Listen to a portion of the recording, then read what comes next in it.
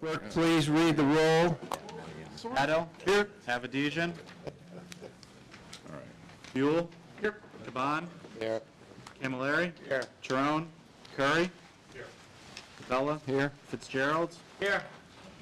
Callaghan. Gardeau. Here. Hall. Healy. Hoffman. Here. Holloway. Iono. Diano here. I'm sorry, how? Diano. Yano. I Yano. apologize. Walshin. LeBeau. Lester. Here. Magnan. Here. Murata. Here. Osgood. Payne. Patel. Here. Salemi. Salmonides. Here. Sweezy. Here. Taylor. Here. Torres. Vecino. Carrier. We have a quorum. Okay, please stand for the Pledge of Allegiance.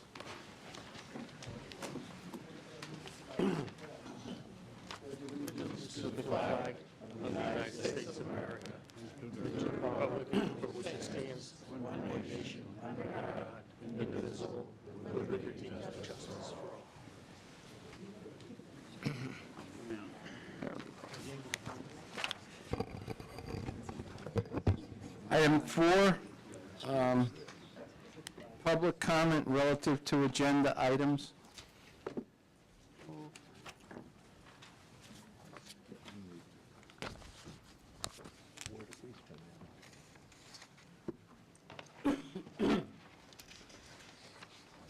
Judy Allen, West Hartford. First, I'd like to express my support for the continuation of the Operation Fuel project for the district. From what I've heard, it's been a great success helping customers who are struggling, and I, for one, will be happy to donate an extra $1 on my bill each month. I'd like an opportunity to comment about budget issues prior to your referral to the board, just so my comments could be part of any decision that you make. 3 minutes. Pardon me? 3 minutes. The way the MDC finances this utility is unsustainable. Relying on water rates, borrowing money, and an antiquated 1929 ad valorem system is unsustainable. Creating economic development rates to try and sell more water is not the answer. Incentivizing Niagara to buy more water is not the answer. Imagine a water utility telling its customers to water their lawns more, take longer showers, don't fix that leaky faucet, run the dishwasher when it's only half full, just to raise money. People would be up in arms about the wastefulness. A traditional economic development rate is designed to attract new industry, provide a discount that decreases over time until the industry is paying full freight. It's the same concept as giving a new industry a tax break for the first few years. It's not designed to give a discount forever or to start giving them to an existing industry. Too often, responses to these kinds of suggestions is that the charter doesn't allow us to do it. The charter can be changed. You've done it all along for things you felt were important. The way the MDC finances this utility is extremely important to your customers and should be to you as well. Your current structure is unsustainable. There are models out there that could bring the MDC into the 21st century and could be tailored to meet the MDC's special needs. I understand how to say this. The budget timeline says that there's going to be a public hearing on the 19th on the budget and the rates, I think it says. Does the Water Bureau have to vote on the proposed water rates? And if so, when will they do that? And will the ordinance creating the water rates be included in the notice for the public hearing on the 19th? Similarly, does the Bureau of Public Works have to vote on the ordinance to create an economic development rate? And if so, when will that be? Thank you.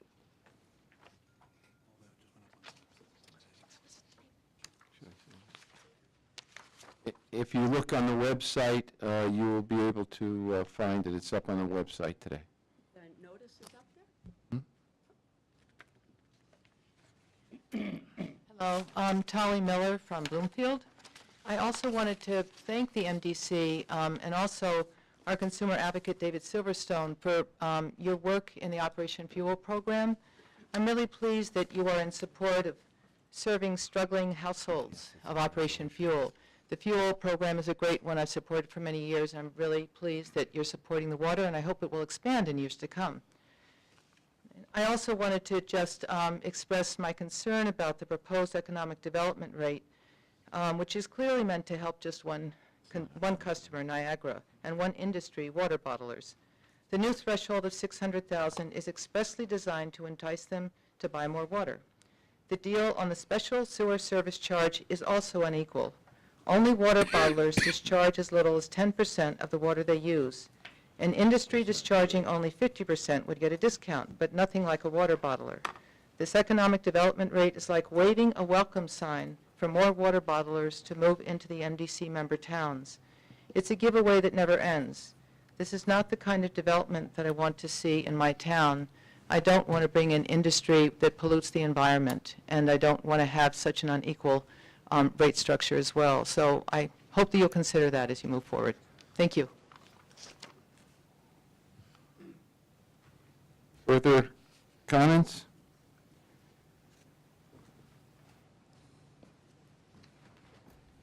I'd also like to speak in favor of the Operation Fuel expansion into helping people with the water bills. Additionally, I'm very concerned about any plans for economic development that include more water bottling. I think it's an idea that lacks creativity and really doesn't do anything for the state. It just takes away from the state. So I hope that you understand that many people feel this way, and I thank you for the opportunity to speak. Could you state your name for the record, please? Oh, sorry, Patricia O'Connor, West Thank- Hartford. Thank you. Further comment? Okay, item 5, approval of minutes of the meeting of October 1st, 2018. So moved. Been moved and seconded. Any deletions or omissions? Not. All those in favor, please signify by saying aye. Aye. Opposed? 6, report from the district chairman. We're going to have an executive session after the chief executive officer's report. So I'll deal with it in that process. Go ahead, Scott. Thank you, Mr. Chairman. So just to make my report as quick as I can tonight, I would like to thank Commissioners Avedisian, Buell, Gardeau, LeBeau, and Patel for touring the wastewater treatment plant this past month. From all reports, I got a lot of excellent feedback from commissioners, only to say that they're very impressed not only with our construction project, but our staffing as well. So thank you for that compliment. We appreciate that. I'm going to skip over on the Hartford East Hartford Dike Control System for the end of my report. Business transformation, as you know, we've been working diligently with our contractor to finalize a new statement of work for the upgrade to the SAP system that we started back in 2016. We are coming to a close of finalizing that statement of work. We will be bringing back, we reported to the audit committee about 5 months ago, Kelly, was it roughly? And we're going to bring back, before we move forward with any statement of work, we're going to bring that back to the audit committee to make sure everybody's comfortable with how we're proceeding. We have met with workshops with our member towns regarding the 2019 budget, and we have the majority of the feedback has been positive. There's been a couple of comments that we've received, and really relates to the MDC, requesting MDC not to fill positions. So I just want to make this clear, is that in 2018, we had 489 positions approved by the board.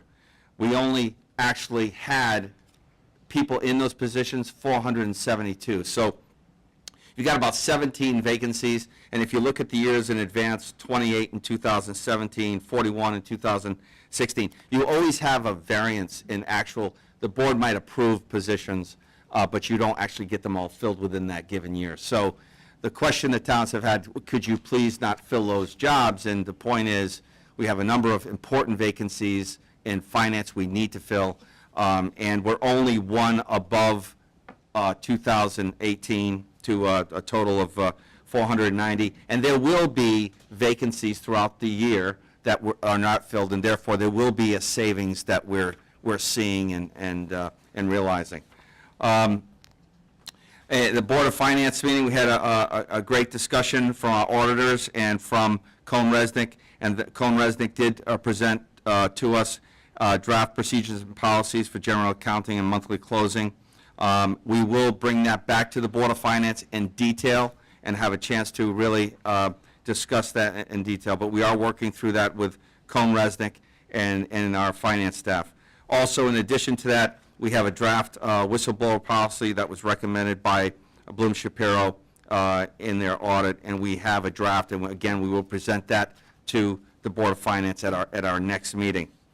In terms of, I've talked a lot about our agreement with the Colebrook Reservoir and whether or not the MDC should proceed beyond 2019 with the agreement with the Army Corps of the maintenance costs and the operation of Colebrook Reservoir System. It is an emergency drinking water source, but as I said in the past, during the drought of 2016, there was no water behind the dam. So the reality is, in a drought, given the fact we have to release water from the system as part of our minimum stream flow, there's no water when we need it in an emergency.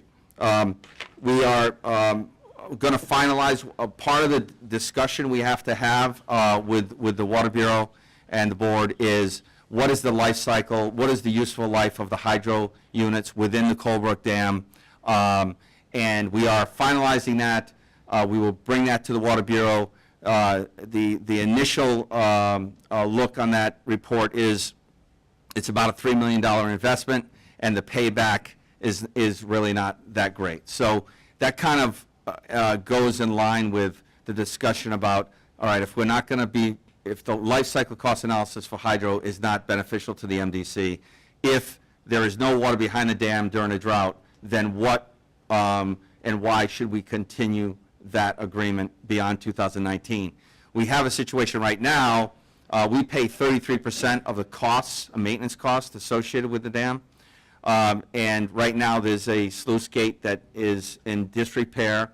The Army Corps needs to fix it. It's just an example of, there's 3 sluice gates that allow water to go through the dam. 2 of the sluice gates are used for our hydro. The other sluice gate is used for them to regulate the flow in anticipation of major rainstorms. The sluice gate that they're preparing to use for releasing water in anticipation of storms isn't working. So it's just, it's a system that's very old, it's going to need improvement, and the question is, what is our engagement in that into the future? And this past year, it was $680,000 that we paid in our maintenance shared cost, and that's going to continue to grow over the years. In terms of human resources, as you know, we presented at PPNI and at the board. We have engaged an outside consultant firm, Workers' Comp Trust, and they are managing all of our worker comp cases. We have a report for them. We're going to give a full report to PPNI, Chairman. But for 2017 to 2018, we've saved more than $700,000 in mitigated costs associated with closing claims quickly and addressing them in a timely manner. So that program is working extremely well. We're going to expand their responsibilities to also manage our FMLA, which is Family Medical Leave Act, and that's a very intensive program that has to be managed on a daily basis, and we're going to utilize Worker Comp Trust to do that for us. So we're going to present that to PPNI as well.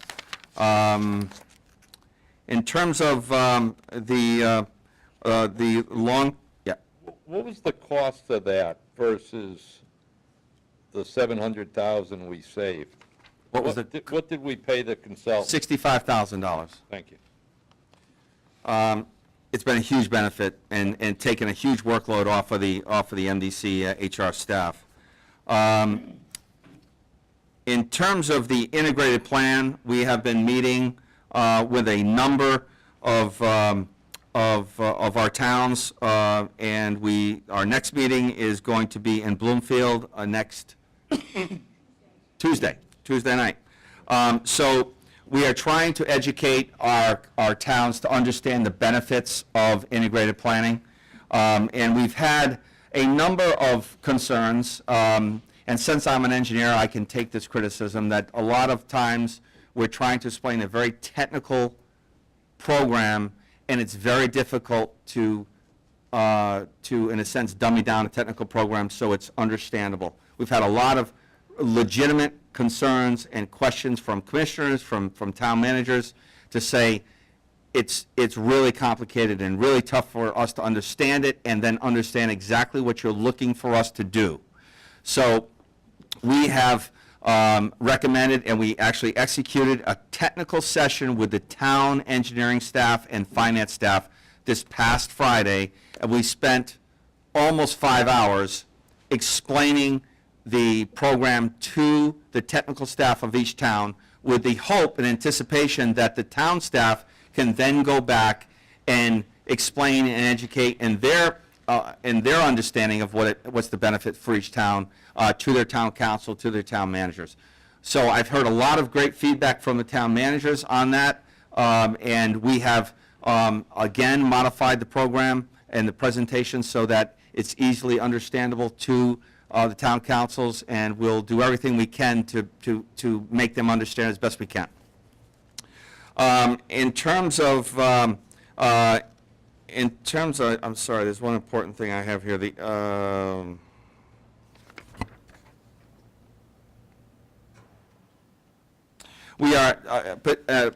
Precipitation, as everyone knows, has been raining nonstop for almost a month and a half. But we are 12, almost 13 inches above normal in our cumulative precipitation for the year. So that's a really high number, and it's been challenging, to say the least, as you all can imagine, with some of the surcharging that we have seen in West Hartford, Lynbrook Street. As most of you know, we had a major sewer collapse of a new liner in West Hartford on Lynbrook. That sewer collapse was due to a liner failure. We have yet and do not know why it failed. We don't know if it's a manufacturing defect or if it was an installation defect, but the simple fact is it failed. It surcharged 26 homes. We have been working diligently with the town. We actually had a meeting with the town in West Hartford, and to explain what happened and what we're doing about it. All 4 of the West Hartford commissioners were there, and we spent a lot of time to explain to the customers, very, very important, we are not going to send our customers to the wolves. We are going to step up. We're going to do what's right. We're going to back charge the customer. The contractor. We'll work diligently with the contractor and their insurance company and make sure the MDC gets reimbursed. But in that presentation, I made it very clear that this surcharge was due to a collapse of a pipe, new or old. But there's been surcharging in this area for years. And so the challenge we had, and I took the opportunity in that meeting to explain what integrated planning means. And we're bringing a tunnel to West Hartford to pick up 3 specific overflow points within West Hartford and Newington. But that tunnel is not going to solve the Lynbrook area problem. It's not going to solve 4 Mile. It's a capacity issue. With 13 inches of rain above normal, as we mentioned in the presentation, on a dry day, we get 8 million gallons of raw sewage from West Hartford. On a rainy day, we get 69. And I'm not picking on West Hartford. $69 million. I'm not putting it on West Hartford. This happens in all of our towns. But the point is that in a sense, is an act of God. The system is not designed for rain, it's designed for sewer.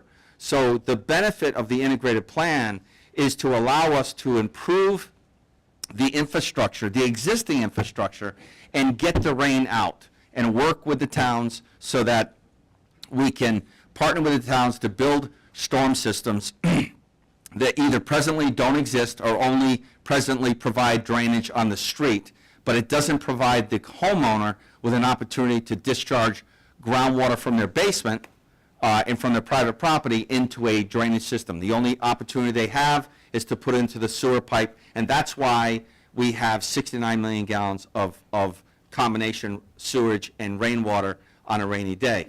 So this is going to continue to happen. The importance of the integrated plan is to solve that problem. It's a 40-year solution, not a 10-year solution. But the tunnel that's being built to West Hartford, as an example, or the tunnel that would be built to the north part of the city, will not solve those local problems. It's only to pick up very specific overflows at very specific locations that are permitted by DEP or EPA. So the two of the homes on November 3rd were re-hit by the storms that we had over the last couple of days. And again, not because of a failure, not because of pipe failure, but simply because the pipe isn't large enough to handle all of the rainwater getting into the pipe. So the challenge that we have is, unfortunately, when a home gets surcharged and there's no failure of the pipe, we consider that an act of God, and the MDC does not reimburse for anything. And so this is something that will continue to grow. It's a major problem for our customers. We have to find a solution. The solution is integrated planning, rather than building large capacity tunnels to pick up small components of the overflow.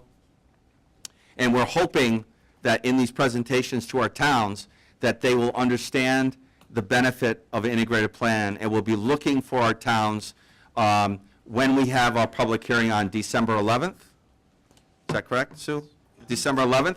We will be hoping for our town councils to join with the MDC and write support through a resolution of some sort to support the MDC's efforts to change from building large capacity tunnels to basically replacing and improving the existing infrastructure to solve the same problem over a longer period of time. The East Hampton, town of East Hampton, as I mentioned before, we have met with DPH, we have met with the two towns. The two towns are getting together, and they're going to be making a proposal on how they would see this work between the MDC supplying water to Portland and then in turn supplying water to East Hampton. So they're going to be presenting a proposal to DPH within the next couple of weeks. I've already mentioned Lynbrook. And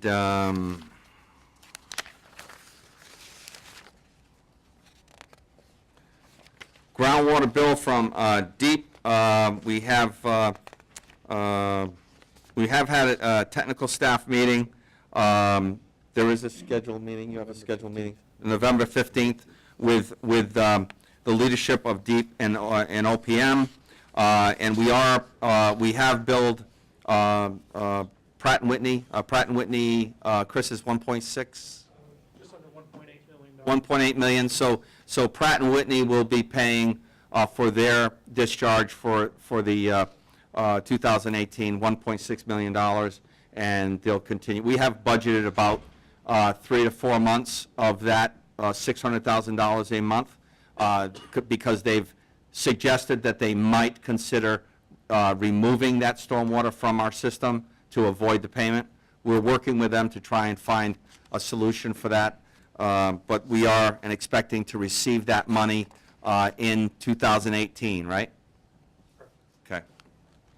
And then East Point Development, which is Great Ponds. We talked about Great Ponds. There's been a number of discussions over the years in developing that site. The latest proposal, which is to build a little under 250 units, residential units. We did sign an executed agreement on October 17th, and I think we received 300, John, 300 and some odd $1,000 for that DPA, for the connection.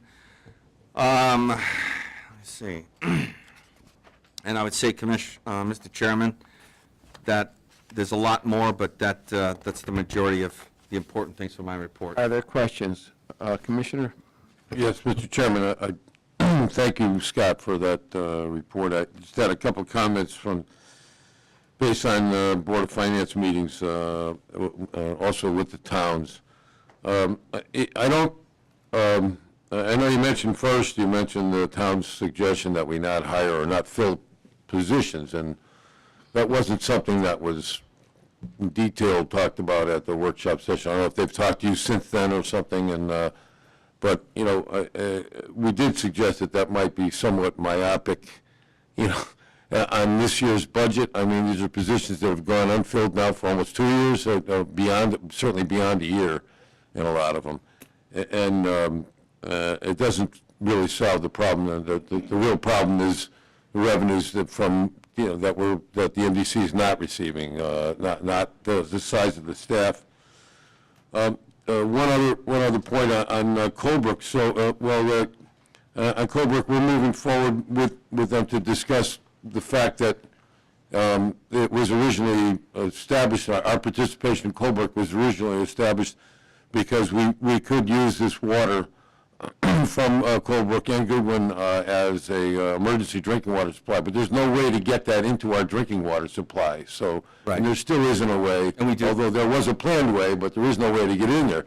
So we're still spending this kind of money, but there's really no benefit to the MDC doesn't really derive a benefit in the sense that there's any drinking water there available for us. So Right. I would suggest that you continue to work on that, because it's a significant expense without any benefit to the district, and no source of revenue to pay for it at the point that we're doing it. So, and I would say that the integrated plan, the meeting that we had with the staffs, we had a meeting with the staffs last Friday, and I think that went a long way to explaining some of the details that Scott's talking about that are difficult to explain in front of a town council, because it does involve in some cases, engineering and an understanding of engineering.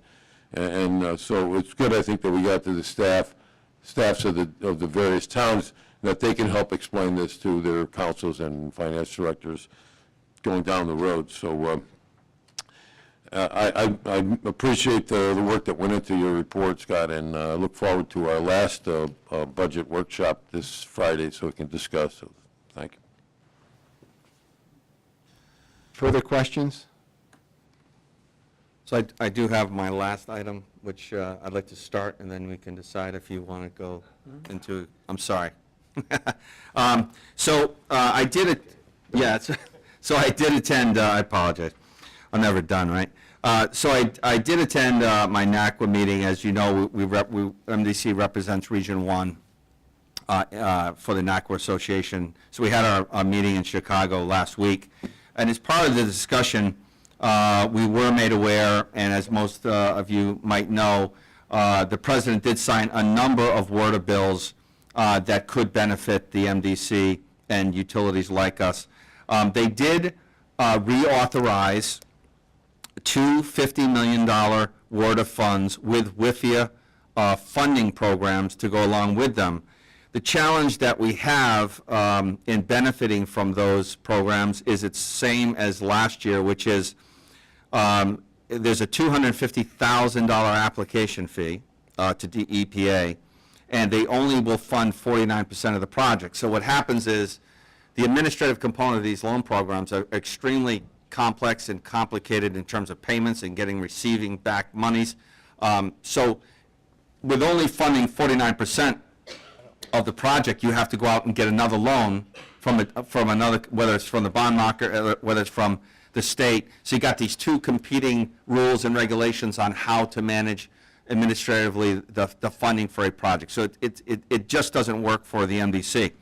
And then in addition to that, There is, the benefits that they're proposing is, we've been talking about affordability for a long time, about how do we justify to the regulators that the MDC and its 8-member towns just can't afford the Clean Water Project anymore. We need to utilize an integrated plan so that we can stretch this over a 40-year period, rather trying to build tunnels in a short period of time. So there is legislation that's being proposed that will include a couple of things. Very important for the MDC, that the affordability and integrated planning will now, proposed legislation will also consider the cost of drinking water projects as well as just wastewater and stormwater programs. In addition to that, they're looking at how to calculate, we always talk about that 2% median household income, and unfortunately Hartford's already there, but West Hartford is not even close. And so our problem is, we've got 8 towns with very disparaging income levels, and we want and should take into consideration our poorest community and the fact that they just can't afford this. They look at the average. So they're looking at redesigning how they actually calculate the average, and we're proposing legislation that in some way, somehow, regional bodies like the MDC are able to take into consideration the disparity between Hartford at $28,000 a year versus West Hartford at $110,000. So that's very important news. In addition, in your packet, you have an article, and again, this is all part of the Word of Billing, and it's on page, Nikki, I'm sorry, it's not a page, but it's probably within the first half of your packet, and it says Hartford Region moving closer to levee system repair. So, as part of the Word of Billing authorization through the President, they did in fact reauthorize the study, which we have been working on to get support from the Army Corps in Congress, and Congressman Larson's been adamant in supporting this project, so that we can get about $3.5 million in funding from the Army Corps, so that the study can be done on both sides of the river, about $77 million worth of work that needs to be repaired. Of the $77 million, we have 2 water main projects that would be part of that replacement of the water mains that go across the river on the northern part of the city, up by the landfill, and on the southern part of the city by the old WPF CRA trash plant. So we benefit from this grant. The challenge is, it's a catch-22, is that we cannot get the construction money from the Army Corps unless the project gets on what we refer to as the chief's report. But you can't get on the chief report until a study's done. So the challenge we have is, in 2018, we had the authorization. The President just reauthorized the project, but in 2018, they submitted the funding allocation, and it wasn't included in the budget. They did that again in 19. For 19, it has yet to be included. We're going to be working diligently to see if we can get that on in the budget. But the next discussion is, I think you wanted to refer to. You doing your report, Bill? Well, no, I'm not. I'm going to talk about, we're going to go into executive session. Yeah, my understanding is the next item is, first of all, it's not an item that's up for any kind of action by the board, but it does involve real estate transfers in certain areas of Hartford, as well as transfer of assets. So for that reason, if you so choose, you can go into executive session. Is there a motion? Second.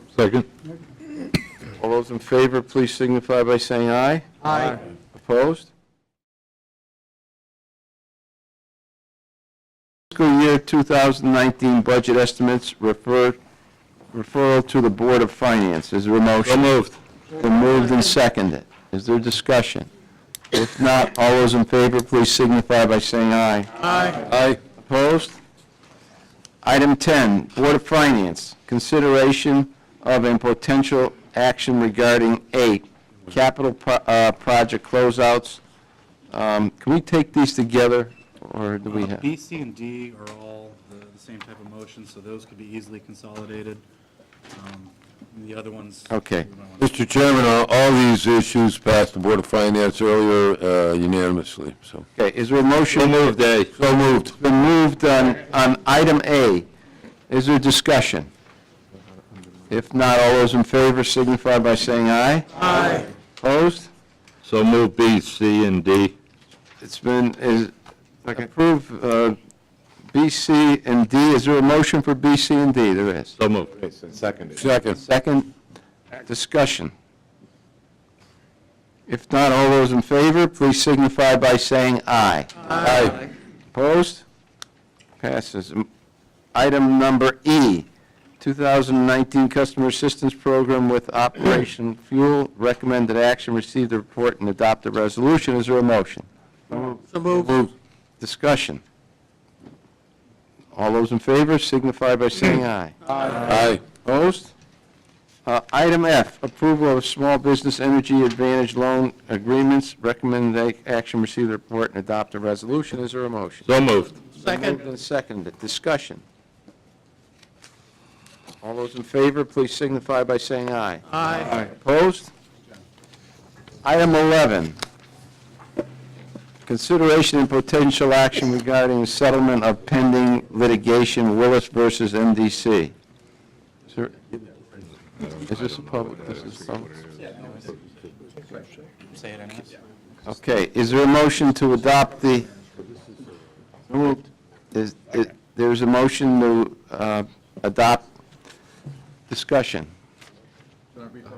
Just a brief explanation. We had, a matter that was brought to CHRO by an MDC employee that is covered under our insurance policy. The policy has a $100,000 deductible. We've paid that through attorney's fees. The settlement that's proposed has been recommended by CHRO. It's been approved by our carrier. The net settlement will be paid by our insurance coverage. Discussion? Move for a second. What did it entail? It entailed a hiring, the gentleman that brought the complaint to CHRO claimed that he was not hired for a certain position because of his race. We obviously disputed that. There was some evidence that he was at least one of 3 qualified candidates for the job. We chose a different candidate. It was brought to CHRO. There was a fact-finding that was done. CHRO made a recommendation. We went back to settle, made a recommendation on amount. We went back and forth. The insurance company has stepped in because they're paying the bill at this point, and they've agreed to settle the matter. We need authorization because we're the party to the action. And so while we're making agreeing to the settlement, the payment's coming from the carrier. And in the event that we don't move forward, the insurance company will not fund in the event that? Yeah, they're not only, you may lose your cost of defense, number one. Number two, you're going to risk, because we have what's called a hammer clause with these policies, that if they agree to a settlement, don't agree, you push it, any exceeds the amount that they would have offered, we've got to pay. Chris, you recommend Yes, absolutely. settlement. I make the motion to, Motion's been made. okay. Is there further discussion? If not, all those in favor, please signify by saying aye. Aye. Opposed? Okay, opportunity for general public comments. Good evening, my name is Dave Silverstone. Just real quick, we had our Consumer Advocates meeting on October 10th. Several of the commissioners were there. Thank you for attending. Somebody had asked for an audio link to it, and that's available on my page on the website, on the MDC website. That's available if anybody wants to listen to the discussion. It went on for about an hour and a half, so just letting you know. Thank you. Thank you. Thank you. Any further comment? Commissioners' questions and comments? I was looking through the budget earlier, which we got in the mail today, so went out and took a look at it. I was approached and talked to several people from Riverfront Recapture, and that's why I wanted to bring it up a little bit and ask you to consider to look at the budget for it and maybe bring it back up to the level they had before. I know you're going to be talking to the OMB and the people over there about the money they owe us for the sewer, discharge that they haven't paid us for. So I'd just like you to consider to rebuild that back up to what they had before for their budget. Further comments? Oh, Al? Mr. Chairman, I understand that we have discussed this in the past, but I would hope that we would give serious consideration to the notion of having a consent calendar with this body. We spent a lot of time discussing and dealing with many issues in detail at the committee level, and often we rehash it again at the board level, and I think that it is getting to a point time-wise that our agendas are becoming really very complicated, quite long, and I would think that we would really consider having a consent. A consent calendar would require everybody to agree on an item Yep. not being debated. So if you have, it goes on a consent calendar, you would put it on a consent calendar, and you, at the end of the meeting, if you have 4 items on a consent calendar, you would vote one vote. Now, a consent calendar is what it is, consent. If everybody doesn't agree with the item Exactly. going on the consent calendar, it doesn't go on. So it's not a question of, but it'll still be before us. If you had, for example, 4 committees, and they had made an agreement in their respective, in their groups, and those 4 items were on the consent calendar, do the commissioners get some sort of synopsis beforehand of what was agreed on? Or? Yes. Yes. So that's automatic, okay. Yes. Thank you. But Mr. Chairman, with respect to comments about riverfront recapture, I met with the executive director of riverfront recapture about a week and a half ago, and we did speak about the upcoming budget workshops and so forth. So just, could I ask, I mean, I asked them to do one thing, but could I ask the commissioners here to tell me if they are showing hands or something, if they were contacted by their town or just by riverfront recapture? Because I went to my town. by someone from your town, you know. no, he went to the I meeting. said, I went to my town, and my town would love to see it at 0. Well, I'm not asking for, Well, I'm just telling you, Bob. I expect to hear from you, Ray, don't worry about it. But I just, you know, we're just trying to open up. 15% increase.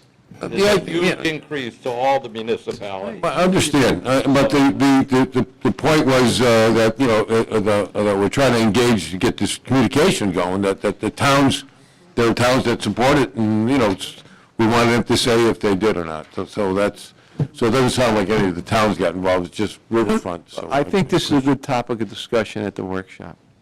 When is that? Workshop is, It will be, I just wanted, you know, Oh, that's, okay. further comments? I know it's late, so just I'll keep this quick. The release of the water into the Farmington River that we're required to do, I was able to talk to several very active fly fishermen, and they're saying that we're releasing too much water. They're getting knocked over, they can't fish like they used to fish. So I want you to just bring that up to guard. And as I mentioned, the article that was done by the Army Corps. Gotta send Ray out there. The Army Corps would agree that the natural state of the river is not what we're doing. We're actually releasing more water than the natural flow in 1913 before the dams were built. Further discussion? All those in favor of adjournment without objection? They got wet. Aye.